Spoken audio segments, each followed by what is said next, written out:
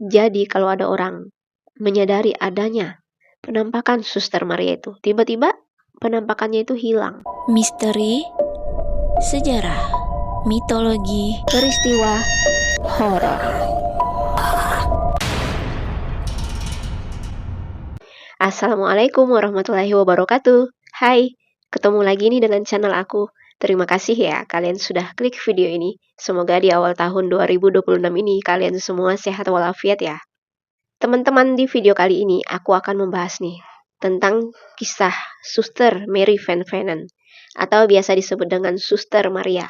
Sosok yang identik dengan kisah mistis yang ada di Kota Minyak Balikpapan, Kalimantan Timur, yang sampai saat ini cerita ini masih sangat melekat bagi warga lokal. Sebelum aku membahas kisah mistis tentang Suster Maria, aku akan membahas nih cerita bagaimana sih pendudukan Jepang bisa menguasai pendudukan Belanda di Balikpapan. Nah, kalian penasaran dengan cerita aku? Simak cerita aku sampai habis ya.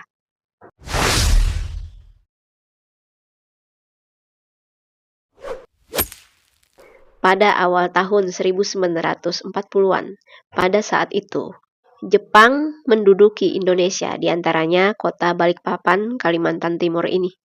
Militer Jepang pada saat itu mengincar minyak di Balikpapan. Mereka ingin menjadikan minyak itu sebagai sumber energi strategis. Pada saat itu, teman-teman, banyak banget warga keturunan Belanda tinggal di kota Balikpapan. Jepang pada saat itu mengincar warga Belanda karena ada beberapa alasan yang sangat utama. Dan hal itu, teman-teman, berdampak buruk bagi semua orang, termasuk Suster Maria. Jepang, teman-teman, memiliki ambisi ekspansionis. Mereka, teman-teman, ingin membangun kekaisaran Asia Timur Raya. Sehingga mereka mengincar Hindia Belanda karena kaya akan sumber daya alam dan memiliki pasar yang potensial. Setelah Belanda dikuasai Jerman Eropa, pertahanan Hindia Belanda pada saat itu, teman-teman, menjadi lemah dan membuatnya mudah untuk diserang. Jadi bisa diserang oleh pendudukan Jepang ini kapan aja gitu. Karena kekuatannya pada saat itu sudah melemah. Dan pada saat itu, teman-teman, pendudukan Jepang ini mempunyai niat menyingkirkan pengaruh Barat. Ya, pada saat itu, pendudukan Jepang ini menyebarkan propaganda. Dan mereka mengakui kalau mereka adalah penyelamat Asia dari penjajahan Barat. Dengan cara menangkap dan menindas warga Belanda. Para militer Jepang ini sangat pintar dan licik. Mereka ini berusaha menghapus kolonial Belanda dan menunjukkan domisilinya. Sekaligus, niat mereka itu ingin menarik simpati warga Indonesia. Ya, sebagian warga Indonesia termasuk di Balikpapan. Mereka yang tertekan semasa penjajahan Belanda dijadikan senjata tuh. Mereka memanfaatkan situasi. Mereka pun mencuci otak warga Indonesia agar bisa membantu dan bersatu dengan tentara Jepang ini agar memerangi tuh warga Belanda. Jadi mereka itu terpengaruh. Ya, mereka itu pintar mengambil situasi yang pada saat itu masih menegangkan. Dan mereka pun pokoknya baiklah kepada warga Indonesia. Apa yang diinginkan warga Indonesia, mereka turuti. Namun, di balik semua itu, ada rencana yang akan menekan warga Indonesia itu sendiri. Dan tujuannya juga selain menekan warga Indonesia, sebagian warga Indonesia itu agar membenci warga Belanda. Pendudukan Jepang pun, teman-teman, menganggap warga Belanda adalah musuh yang sangat potensial. Ya, mereka menganggap kalau warga Belanda ini tahu tentang aktivitas militer sekutu. Dan aktivitas para militer sekutu itu dapat mengganggu rencana militer Jepang. Ya, mengganggu ekspansi mereka. Mereka juga, teman-teman, mempunyai rencana ingin menghancurkan struktur kekuasaan kolonial Belanda. Tujuannya untuk memperkuat kendali mereka sendiri atas setiap wilayah di daerah, ya, di setiap Indonesia. Nah, kalian tahu nggak apa yang terjadi pada warga Belanda? Mereka ditangkap, Mereka di Bun-Bun. Ya, setelah Jepang menguasai Hindia Belanda.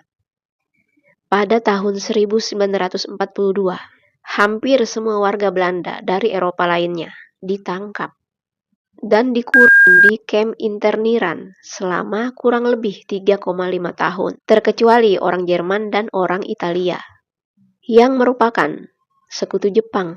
Jadi kondisi di kamp pada saat itu sangat buruk. Ya, dengan kurangnya makanan, dengan porsi makanan yang sedikit, bahkan nggak ada nilai gizinya. Belum lagi tempat tinggal mereka itu sangat sempit. Bahkan ada yang tidur dengan cara duduk. Selain itu ada juga yang tidur hanya bisa miring aja. Mereka yang sudah menjadi tawanan militer Jepang. Mereka itu diperlakukan dengan sangat kejam. Mereka disiksa, mereka dihukum, bahkan nggak diberi makan. Dan ada yang sampai sakit dan dibiarkan sampai meningsoi. Warga Belanda itu teman-teman, dari anak-anak, dari perempuan, dari anak-anak muda kayak remaja gitu, dari orang tua jompo, pokoknya warga Belanda lah. Mereka itu tetap menganggap mereka itu sama. Jadi nggak ada kayak belas kasihan.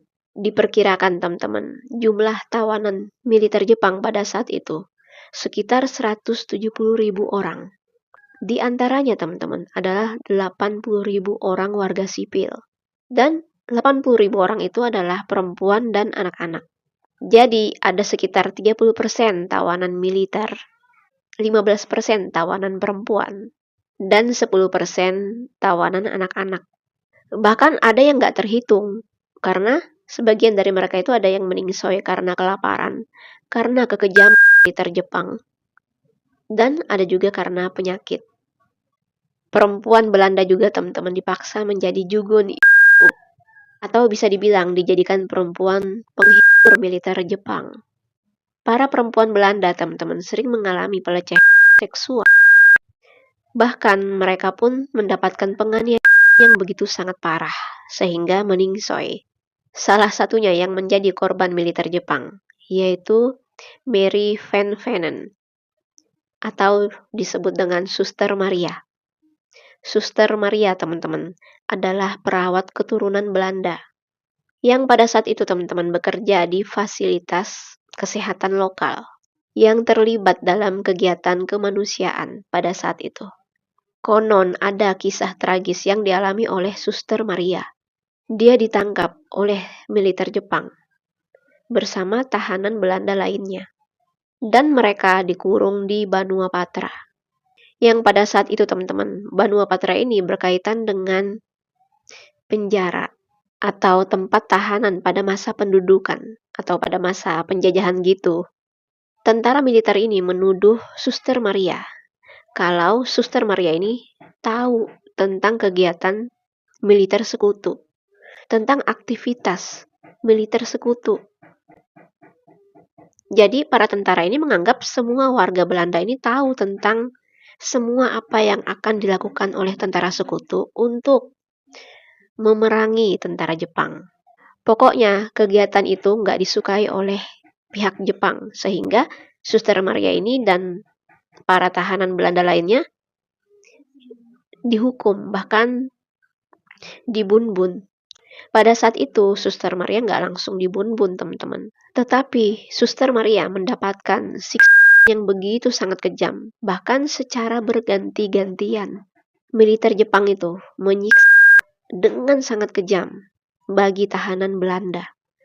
Entah itu laki-laki, entah itu anak-anak, entah itu perempuan, entah itu orang tua, mereka pun sama ratakan. Bahkan di antara mereka itu didor, teman-teman. Mereka teman-teman dibantai dengan sangat kejam. Bahkan sebagian dari mereka pun ada yang melarikan diri, meloloskan diri, dan mereka itu berpencar. Dan kebanyakan mereka itu melarikan diri ke Gunung Doubs. Ada beberapa warga Belanda lari ke rumah tua. Dan mereka itu melewati jembatan yang ada di sana. Nah, pada saat itu di antara mereka itu ada Suster Maria. Dan mereka pun berkumpul bersembunyi di rumah tua itu. Dan pada saat itu, Suster Maria masih memakai seragam perawatnya. Dia belum sempat pulang Namun di perjalanan dia pun ditangkap. Dan pada saat dia melarikan diri berkumpul di rumah tua itu, sebagian dari orang-orang di sana itu didorong teman-teman. Si Suster Maria ini berhasil melarikan diri. Dia pun dikejar sampai ke jembatan gantung yang nggak jauh dari rumah tua itu. Nah, di jembatan gantung itulah Suster Maria ini didorong teman-teman. Bahkan dia pun dibantai di situ. Ya, dibantai secara membabi buta, secara kejam tanpa ada belas kasihan. Setelah itu teman-teman, jasadnya Suster Maria dikubur di dalam tanah karena ingin menghilangkan jejak.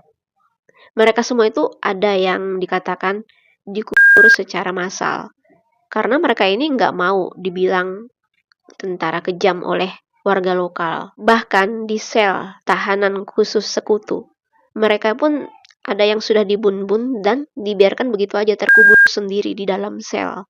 Namun karena peristiwa itulah, Suster Maria menjadi sosok yang paling dikenal karena sering memunculkan diri. Ya, dia sering muncul dalam penampakannya. Ada teman-teman, lokasi-lokasi yang ada di kota Balikpapan, di seputaran Gunung Dups ya, yang berkaitan dengan Suster Maria ini. Seperti di Gunung Dups dan Jembatan Gantung yang nggak jauh dari rumah tua. Di tempat itu teman-teman, sering banget sosok hantu Suster Maria ini sering menampakkan diri. Ya, di sekitar kawasan Gunung Dups, terutama di sekitar rumah tua. Yang konon menjadi lokasi tempat dieksekusinya Suster Maria itu.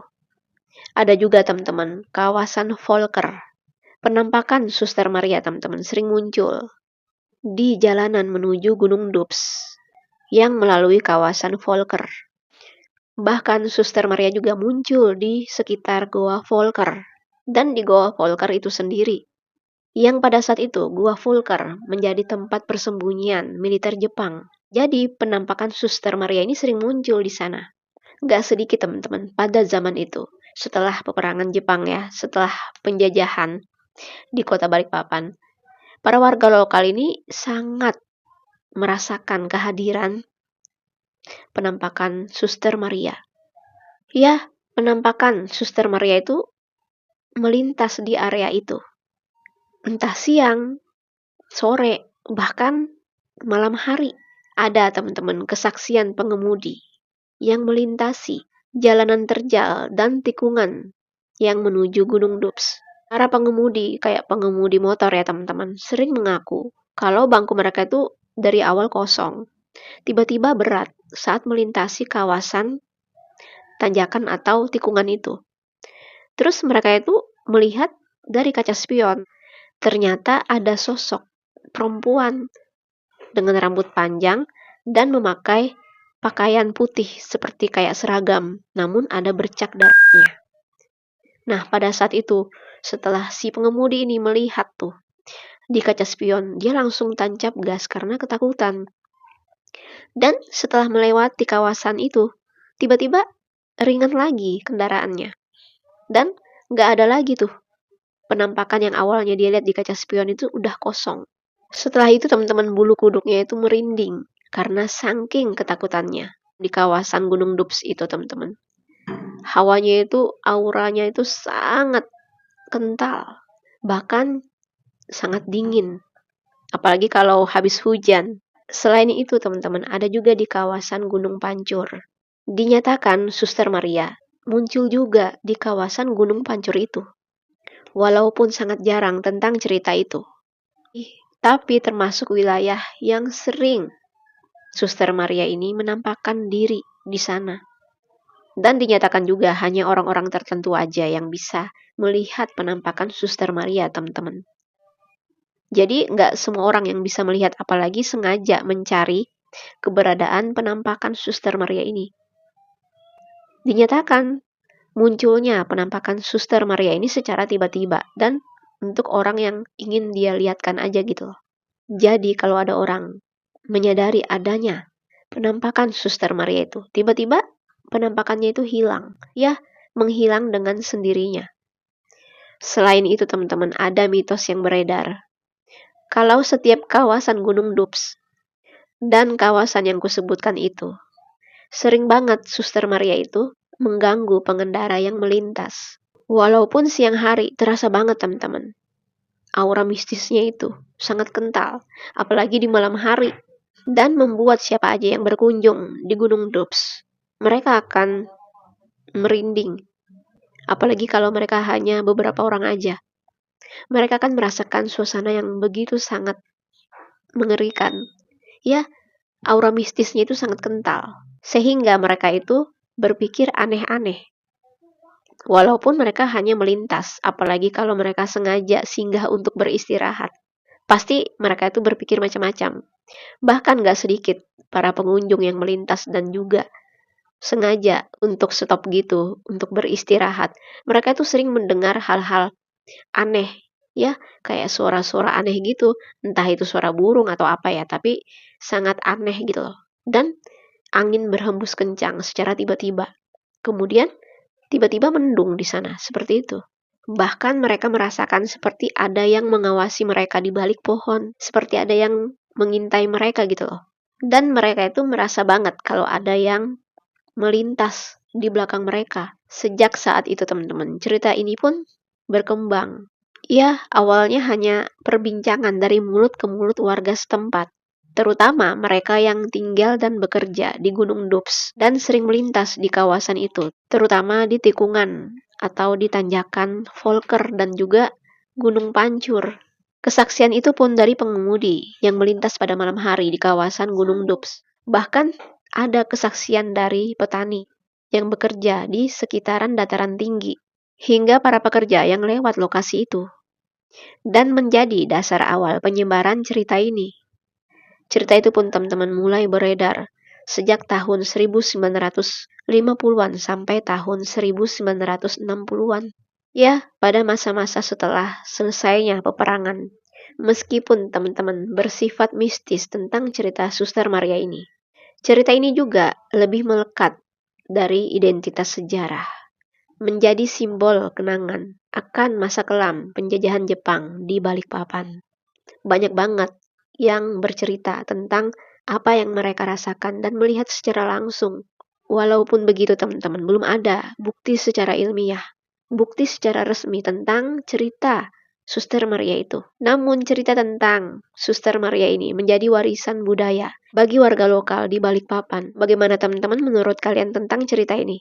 Jika kalian memiliki cerita tambahan, kalian komen di kolom komentar ya. Nah, sampai di sini dulu ceritanya. Sampai jumpa lagi dengan cerita menarik berikutnya. Dadah!